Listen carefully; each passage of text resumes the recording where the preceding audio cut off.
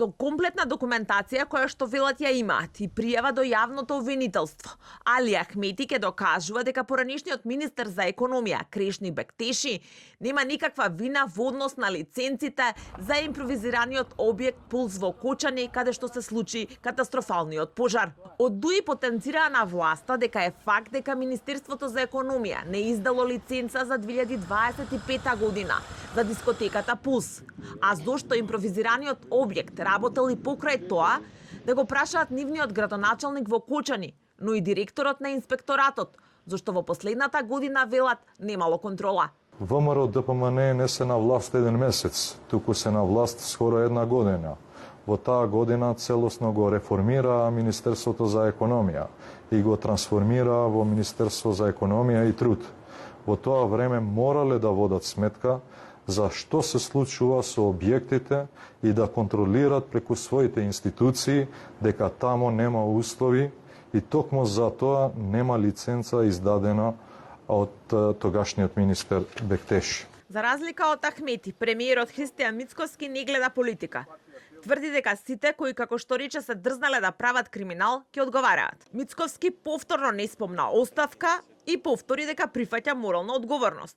И повторно најави индиректно предвремени парламентарни избори. И тука нема политика. Ќе одговарате сите кои што сте се дрзнале на овој начин да водите политика на грбот на граѓаните и на животите кои што овие деца ги изгубија. И нема да има милост, од дома ќе ги вади.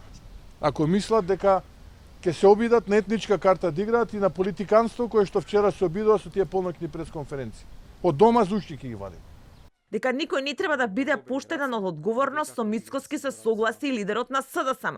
Во првото обраќање до јавноста по трагедијата во Кочани, Венко Филипче, без да одговара на новинарски прашања, повика на обединување и најави поддршка од опозицијата за секоја одговорност, било кривична, било морална.